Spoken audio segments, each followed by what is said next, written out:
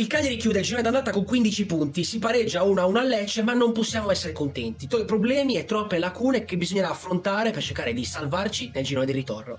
E in questo momento voglio dare un pagellone per reparto di quello che è stato il nostro girone d'andata. Partiamo dal portiere, Boris Radunovic e Simone Scuffet. Radunovic che l'anno scorso è determinante per farci salire in Serie A, una serie di errori banali ci fanno perdere tanti punti e perde il posto. Ed è evidente che è un Radunovic da ritrovare, perché nella serie di Coppa Italia col Milan abbiamo visto che è un Radunovic ancora che di testa non è sicuro, troppi ancora gli errori. Subentra poi Scuffet che piano piano con l'inizio delle partite prende piano piano fiducia, ma è evidente ancora che non basta, il voto non può essere sufficiente. Voto 5. Difesa, la difesa era un reparto da rinforzare, l'aveva detto Ranieri, e i due difensori che sono arrivati, Vietesca e Arzidiakos, non pervenuti, la difesa si mantiene solo dalle buone prestazioni di Augello e soprattutto, ragazzi, da un grandissimo ancora Dossena, ma è evidente che per rimanere in Serie A non basta, sono ancora troppi gli errori che ci hanno fatto prendere gol banali ed evitabili. Voto 4. Centrocampo, un centrocampo come ripeto da tanto tempo, troppa quantità e poca qualità. L'arrivo di Viola sulla tre quarti ha un po' giovato all'attacco, ma è evidente ancora che questo non può essere sufficiente. Voto 5. L'attacco, già l'anno scorso facevamo fatica a segnare tante partite sulla 0-0, partiamo con un Lapadula, capocannoniere dell'anno scorso, infortunato, l'arrivo di Petagna e Shomurodov che dovevano alzare, diciamo così, la qualità,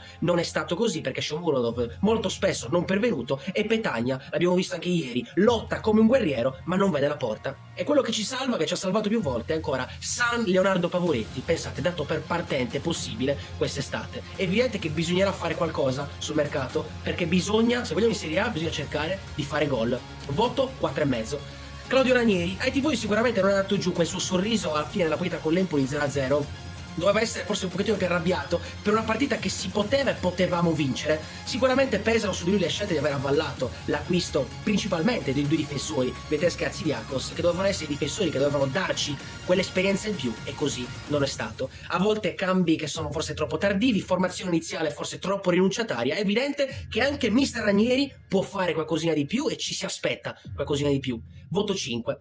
Dirigenza, la dirigenza, dopo la retrocessione di 2 anni fa dove era stata sbagliata completamente la campagna acquisti, anche quest'anno ci ritroviamo ad aver sbagliato la campagna acquisti, perché difesa e attacco, i reparti, dove si diceva che dovevamo migliorare per una salvezza tranquilla, è evidente che gli acquisti sono stati totalmente sbagliati. E adesso quando si pensa al mercato di gennaio, che ha una punta che possa risolverci i problemi, si fa il nome di Grégoire Defrel. Quindi a voi le valutazioni. A parer mio, voto per la dirigenza 3. Fatemi sapere ragazzi cosa ne pensate nei commenti, mettete un like al video, commentiamo insieme e ricordatevi, se siete tifosi del Cagliari, di seguirmi. Sempre Forza Cagliari!